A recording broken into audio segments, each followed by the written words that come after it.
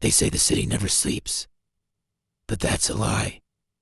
The city sleeps all the time under neon lights, under lies, under the weight of secrets nobody dares to touch. What doesn't sleep is me. I don't have the luxury. Not when every rooftop carries a different story, not when every shadow hides a truth. My name isn't important. They call me Shadow Man. And this night, like all the others, I was on the rooftops listening, watching, waiting. The wind was sharp, colder than usual. It bit against my mask, carried the scent of rain and gasoline. I crouched on the ledge of a 10-story building, boots gripping the edge like claws. Below me, the city pulsed, headlights sliding down cracked asphalt, sirens wailing somewhere far away, a drunk arguing with himself outside a corner store. Ordinary chaos, the kind that never really matters. But then, I heard it. The whisper. It was faint, just enough to make me question if it was real.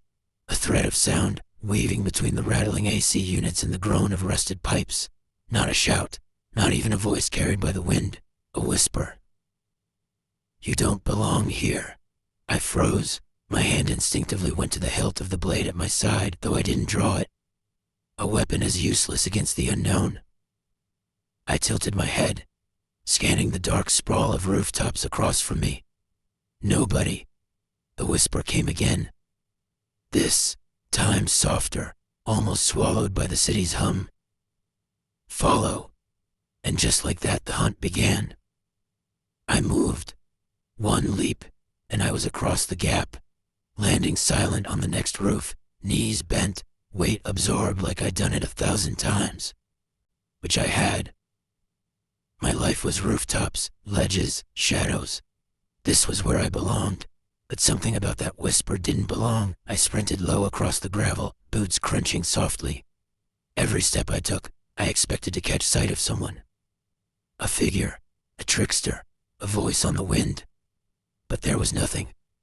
The whisper tugged me forward like a leash.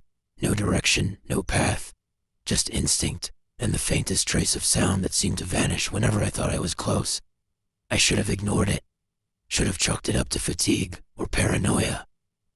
But if there's one thing I've learned in this city, it's that every strange sound, every flicker in the corner of your eye means something. And if you don't follow it, someone else pays the price. So I followed. The rooftops narrowed as I moved deeper into the heart of the city. The neon glow of the commercial district gave way to broken billboards and half-lit apartments. Up here, everything felt abandoned, even though thousands of people slept just a few feet below me. I paused on a roof that overlooked an old textile factory. The windows were shattered, black glass teeth framing hollow eyes. The place had been dead for years, but I'd always felt something restless about it, like a body that never got buried properly. That's when I saw it. A figure, standing on the opposite rooftop, no more than 50 feet away. Hooded, still. Too still. The whisper came again, but this time it didn't drift. It cut straight across the air, clear as a blade. Come closer. My muscles tensed. I rose from my crouch, every sense lit up like electricity. The figure didn't move, didn't speak again. Just stood there, watching. I leapt. The distance was nothing, one stride, one vault, and I landed where they had been. But when my boots hit the concrete, the rooftop was empty. No footprints in the dust, no sound of retreat, nothing, only the whisper, curling in my ear like smoke. You are not alone. I don't scare easily. Fear slows you down, makes you sloppy. But this wasn't fear. This was recognition. The kind of recognition you feel when you see your own shadow move a second too late. I wasn't chasing someone. I was being led. And if the city wants to lead me somewhere, I follow. Because that's what I do. I'm the one who goes where nobody else dares. The one who listens when the city whispers. And tonight, the rooftops had something to say. The city has rules. Gravity, silence, shadows, they all obey me up here. But that night, those rules felt bent, broken, rewritten by something I couldn't see. I crouched low on the empty rooftop, eyes scanning for movement, ears straining for the faintest sound. Nothing but the wind dragging its nails across rusted tin. The figure I'd seen a second ago was gone, erased like the city swallowed it whole. But the whisper stayed. "You're late." Late for what? I stood, letting the silence answer me. Sometimes silence tells you more than words ever could. The city was holding its breath. And if the city was holding its breath, then something was about to happen. I moved along the edge of the rooftop, eyes flicking to the alleys below. A stray cat slunk across trash bags. A streetlight buzzed and flickered. Somewhere in the distance, laughter rose, then cracked into shouting. Normal. Too normal. Then I caught it. Movement, 3 rooftops over. A shape ducking low, slipping behind a water tower. Not the hooded figure from before. Different build, faster pace. I smiled under the mask. Finally. I sprinted. My boots drummed the gravel, steady and silent to anyone below, but loud in my skull. Every leap, every vault was instinct. A ledge broke under my heel. I pushed harder, flipped across, landed clean. The shadow I was chasing didn't look back. Rookie mistake. If you're being hunted, you always look back. Unless, of course, you want to be followed, which made me pause. I slowed my steps. Watched. The figure darted behind another rooftop structure. Metal doors chained shut with rust. I crept closer, crouched against the brick, listening. Nothing. Then, whisper. Closer. No. This wasn't random anymore. This was bait. I pressed my back against the wall, controlled my breathing. The rooftop was silent, but silence lies. So I let my other senses take over. Smell. Oil. Dust. Cigarette smoke, faint but fresh. Touch. The air, thick, charged, like before a storm. Sound. There. A shoe scraping against gravel. Someone waiting for me. I didn't walk around the corner. I launched myself up the side of the structure, gripped the edge and hauled onto the roof in one motion. And there they were. 3 of them. Not just shadows, men. Black coats, hoods, masks pulled tight, waiting like chess pieces placed on the board before the first move. The one in the center tilted his head, voice low and smooth. He came, just like she said he would. "She?" I asked, voice cutting, like glass. None of them flinched. The center man stepped forward. His mask was plain, white, almost featureless. Only the eyes glimmered, dark and flat. "The whisper," he said. "She speaks to us all. And now, she speaks to you. Cult too esteemed." Word hit me like a stone. I've seen gangs, mobs, conspiracies wrapped in money and politics. But this was different. This wasn't control through fear. This was worship. "What does she want?" I asked. The man's head tilted again. Too far, unnatural. "The same thing you want, to protect the city. But unlike you, she cannot be ignored." The whisper slid through the air again, curling around my ears like smoke. "Join us." For a split second, I felt it. A tug deep in my chest. A warmth, like belonging. Like the weight of years spent in the dark suddenly lifted. I almost stepped forward. Almost, but then I remembered who I am. The city doesn't give gifts. It doesn't hand you belonging. It takes. Always takes. And whatever this whisper was, it was trying to take me too. I shook my head slowly. Not interested. The man's posture stiffened. The others reached into their coats. Blades glinted. Under the half-dead moonlight, the whisper hissed louder. "Resist and be destroyed." They lunged. The first came high, blade arcing down. I caught his wrist, twisted until I heard the snap, then let him drop screaming. The second tried low, sweeping for my legs. I vaulted over him, landed on his back, slammed his head into the gravel. The third hesitated. Wrong move. My elbow drove into his ribs before he even thought about running. Fast, efficient, but not easy. Because while I moved, the whisper moved too. Not outside, but inside my skull. Words coiling like snakes, trying to burrow in. You belong to me. You are mine. I gritted my teeth, every strike fueled by defiance. Pain grounded me. Sweat grounded me. The rooftop under my boots grounded me. When it was over, all three lay broken, groaning, unable to stand. But the whisper laughed.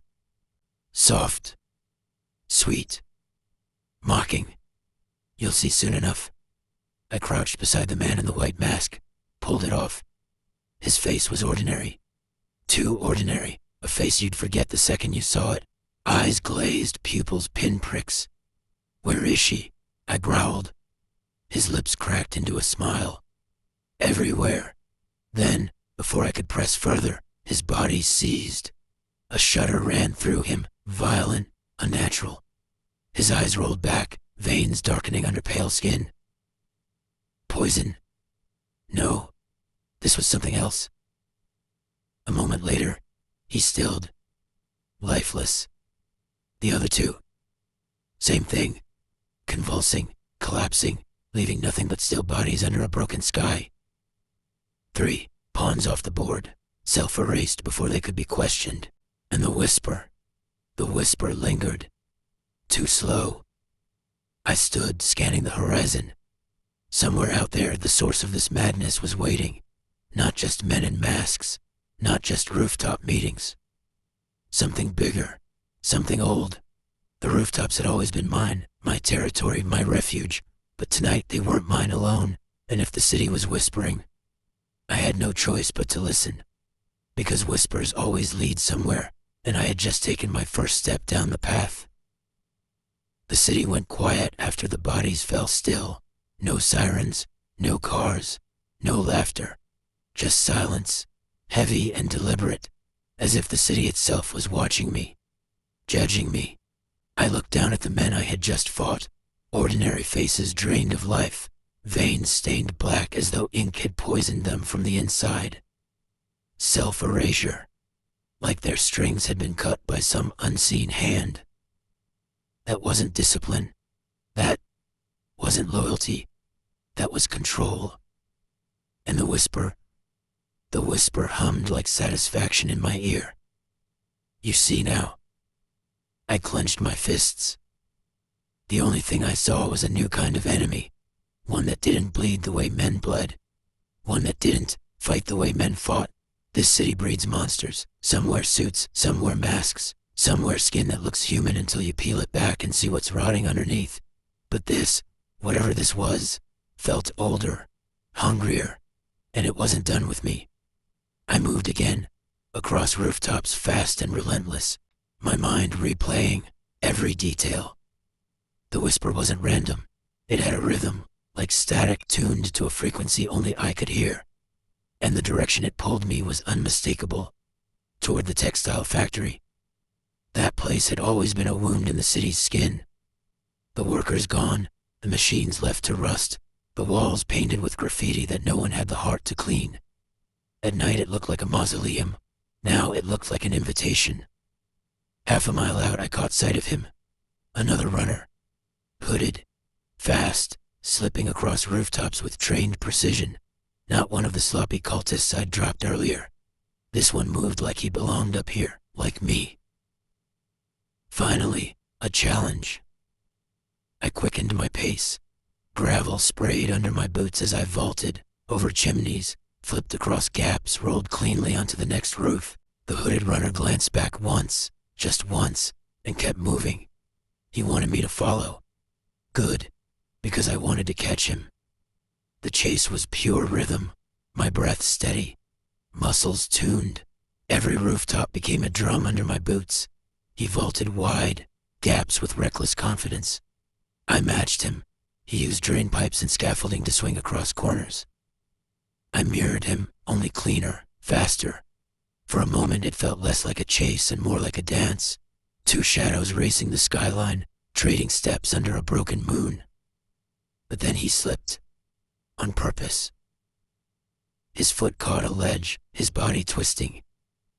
He tumbled off the roof and disappeared into the alley below. I didn't hesitate. I followed, diving off the ledge, landing hard on a fire escape. Metal shrieked under my boots as I scaled down into the dark. The alley was empty, but the whisper wasn't. Inside, the textile factory loomed before me. Its brick walls were scarred with age, windows shattered into jagged mouths. A rusted door hung loose, half open, as if the building itself was inviting me in. I approached slowly, hand brushing the hilt of my blade. The air was different here, heavy, saturated with something I couldn't name. Inside, the smell hit first. Old fabric and mildew mixed with the sharp tang of burnt wires. The floor was littered with scraps of cloth, rusted tools, broken furniture, and footprints. Dozens of them pressed into the dust, leading deeper inside. I followed. The whispers grew louder. Not just one voice now, but many, layered, tangled, weaving into a chorus that seemed to crawl along the walls. Welcome. Chosen. Belong. The factory's main hall stretched before me, high ceilings supported by beams that creaked with every gust of wind. At the far end, I saw them. Dozens of figures in black coats and white masks, kneeling, motionless. And in the center, a tower, not tall, not grand, just a metal frame bristling with wires and antennae, humming with an unnatural frequency that vibrated in my bones. At its peak, a small black box pulsed with a faint light, as if it were breathing. The source of the whispers. I crouched in the rafters above, watching. My instincts screamed at me to destroy it. But instincts aren't enough. Instincts get you killed.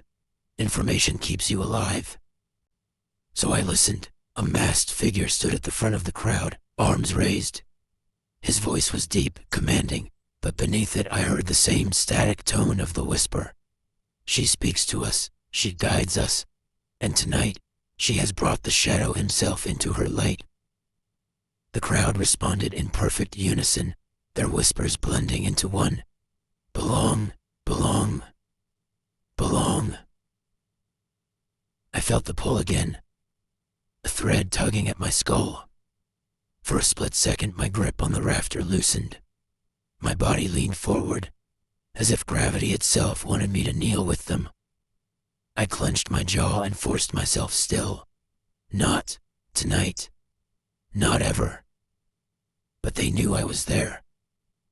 Because the leader's masked face tilted up directly toward me, and the whisper came sharp, cutting through the chorus like a knife. Found you. The rafters shook. Figures scrambled up the walls, climbing with inhuman speed, their hands clawing like spiders. The chase was over. The hunt had begun. The rafters groaned under my weight as they came for me. Hands clawed the beams. Fingers curled around rusted iron. Masks gleamed white against the dark, tilting at angles no human head should tilt. They didn't climb like men. They scuttled like insects. Fast, silent, purposeful. I didn't wait for them to reach me. I dropped.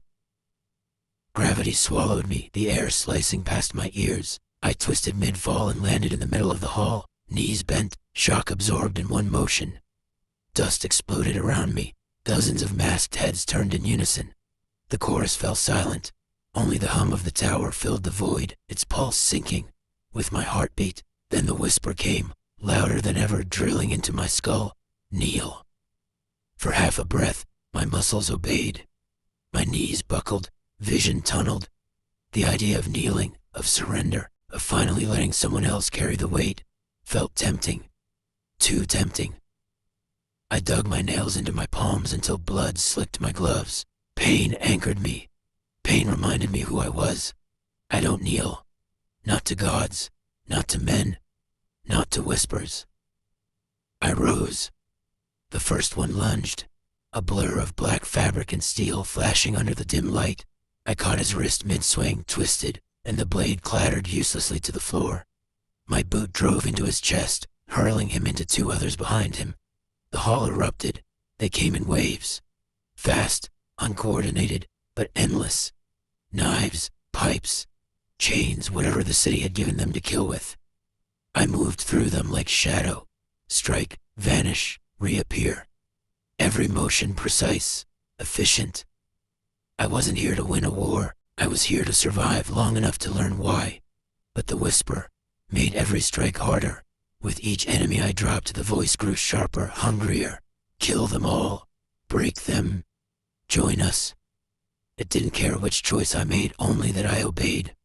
I slammed a masked face into a pillar, bone cracked, my vision blurred, not from blood, but from the voice worming into my head. I staggered. For a second. I wasn't in the factory anymore. I was on my knees, kneeling before a figure cloaked in shadow, faceless, infinite. The whisper wasn't a sound anymore. It was a presence. A weight pressing down on me like a storm cloud made flesh. You are mine, it said. I tore myself free with a growl.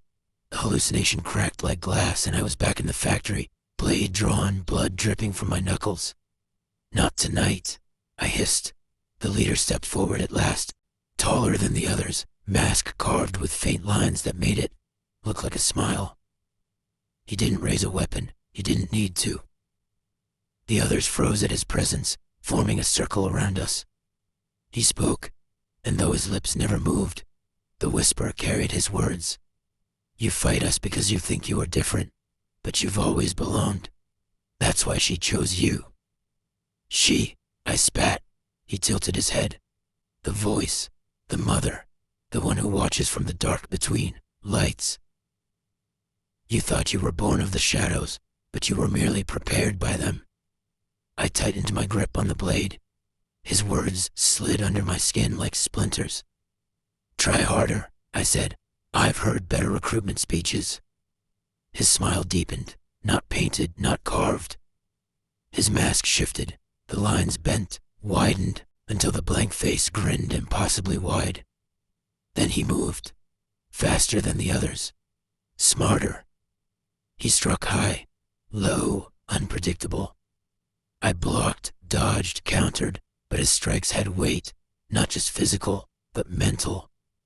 Every time his blade clashed against mine, the whisper screamed in my head. Images burned behind my eyes, me standing among them, me leading them, me raising the tower higher, whispering into the city myself, your destiny. The voice purred. I shoved the images aside, but they came back stronger. For every strike I landed, I saw another version of myself, masked, kneeling, serving. Enough, I roared, slamming my shoulder into the leader's chest. He stumbled, just enough for me to rip the humming box from the top of the tower. The voices cracked like glass under a hammer. Dozens of masked heads snapped back in unison, their whispers turning into screams. The tower sparked, wires catching, fire. The black box pulsed violently in my hand, hot, alive like it wanted to burn through my skin. The leader howled, voice distorted, not entirely human anymore. You cannot silence her. I crushed the box against the floor. It shattered, and for the first time that night, silence. The cultists collapsed where they stood, some convulsed, some simply went limp, masks clattering to the floor. The leader staggered, his mask twisting, back into something almost human. I stalked toward him, smoke curled from the broken tower behind me. My blade dripped with sweat, blood, shadows. You're going to tell me everything, I growled, gripping his collar and slamming him against a pillar. His breath rattled, shallow and weak. But his eyes burned with something that wasn't his own. She is not gone, he rasped. She is never gone. Tonight you silenced her voice. Tomorrow she will speak through yours. Before I could respond, his body jerked violently. A thin stream of black smoke poured from his mouth, curling upward, vanishing into the rafters like it was alive. His body went slack. Dead. Again, the city erased its own witness. I stood there, surrounded by corpses, by silence, by the echo of A whisper that wasn't truly gone. The tower lay broken, but the weight in my skull remained, a ringing hum that told me this was only the beginning. I looked up at the cracked rafters, the moonlight slicing in through shattered windows. The city wasn't done with me, and neither was she. The factory smoldered behind me. Smoke curled from the shattered tower, sparks still spitting like dying fireflies. The air reeked of burnt wire and blood. Around me, the cultists' bodies lay scattered, some unconscious, some lifeless, all silenced. But silence wasn't victory. Not tonight. Because I'd seen it. That black smoke crawling from the leader's mouth, writhing like it had a mind of its own.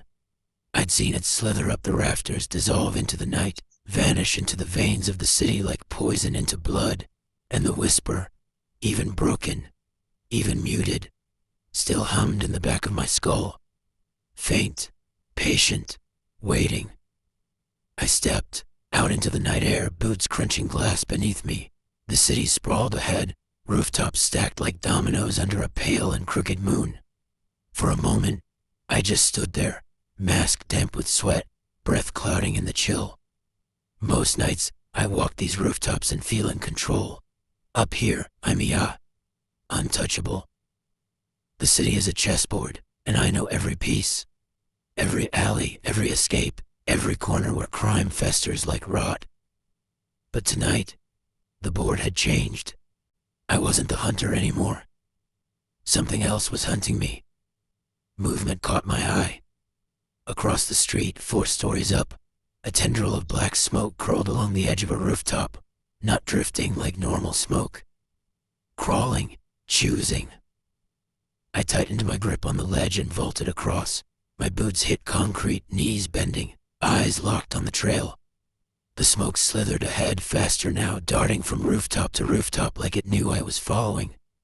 And maybe it did. The chase began again. I pushed harder, lungs burning, every stride faster than the last. The rooftops blurred beneath me, neon signs flashing past like broken lightning. The smoke moved unnaturally, sometimes solid, sometimes dissolving into nothing, reappearing 10 feet ahead. It didn't move with the wind, it moved with intent, and the whisper came with it. Closer, faster. You cannot escape yourself. I gritted my teeth, trying to drown it out with the rhythm of my footsteps. But the voice wasn't in the air anymore. It was in me. A second voice, a twin. Not outside. Inside. The smoke dove into an open window of an abandoned office tower. I followed. The building's interior was a graveyard of dust and forgotten desks, paper scattered across the floor like leaves, drawers pulled open and emptied years ago. The only light came from the moon, slicing through broken windows. The smoke lingered in the center of the room, pulsing. Almost human shape now, but shifting constantly, limbs forming and dissolving in an endless loop. It spoke, not through the air, through me. You've carried me all along. I froze. The voice wasn't just in my head. It was my head. My thoughts, my doubts, twisted into something foreign. You pretend you are different, it whispered. But the shadows you walk with are mine. For the first time in years, I felt something I swore I'd buried. Doubt. Had I really been protecting this city on my own terms? Or had I been groomed, nudged, guided by whispers I never noticed until tonight? Every instinct I trusted, was it mine or hers? I clenched my fists, nails biting deep into my palms. Pain, my pain, that was mine, that was real. No, I growled. My voice echoed against the empty walls, harsh, alive. You don't own me. You never will. The smoke shifted, forming a face. My face. Yes, it said in my exact tone. I already do. It lunged, not like a body, like a storm. A wave of black mist surged toward me, claws of smoke slashing through the air. I rolled aside, blade drawn, cutting through the cloud, For a second it split, shrieked, dissolved. But it reformed instantly, circling me like a predator. The whisper screamed now, louder than thought. 1,000 voices inside one. Fight, submit, kneel, kill. I lashed out again and again, each swing slicing through shadow that reformed before the blade finished its arc. My arms burned. My lungs ached. But then I remembered the tower. It hadn't been destroyed by blades. It had been destroyed by breaking the source, by breaking the signal. So I stopped fighting the smoke. I closed my eyes. I slowed my breath. And I listened. The whisper clawed at my skull, but beneath it, I heard the hum. The same frequency from the tower, still inside me, still resonating. Signal. Not magic. Not divine. Something between science and nightmare. I focused on it, matched my breathing to its rhythm, slowed it, controlled it. The smoke faltered, its form wavered, limbs collapsing into itself, face distorting. I pushed harder, not with my blade, but with control, with discipline. You don't own me, I said again, steady this time. You never did. The hum cracked, the smoke shrieked. The sound wasn't just heard, it was felt, like glass splintering in my chest, and then, in a final hiss, it dissolved. Gone. I stood alone in the ruined office, chest heaving, blade trembling in my grip. My reflection stared back at me from a cracked window, mask tilted, shoulders hunched, eyes shadowed. For the first time, I didn't trust the face staring back. The city outside hummed, alive, restless. And somewhere in that hum, faint and thin, I still heard it, the whisper, not gone, never gone. I stepped back onto the rooftop. The night air slapped against me, sharp and cold. The factory was silent now. The office tower behind me was just another hollow shell. But the city had changed. Or maybe I had. Because once you hear the whisper, you can't unhear it. And now I had to ask myself the question I'd been avoiding all night. Was I the city's protector, or was I just its messenger? The rooftops didn't answer. They never do. The rooftop whisper. Part 6. The rooftop was quiet again. The smoke was gone. The hum was gone. The enemy, the tower, the voices, all of it dissolved into the night. But victory felt hollow. I stood there, mask damp with sweat, chest rising and falling, and for a moment I wanted to believe it was over. That I'd cut out the disease, pulled the poison from the city's veins, ended the whispers before they could spread. But I couldn't lie to myself. Not tonight, because I still heard it, not loud, not demanding, just faint, like a radio left on in another room. A whisper I couldn't shut off. It was inside me now.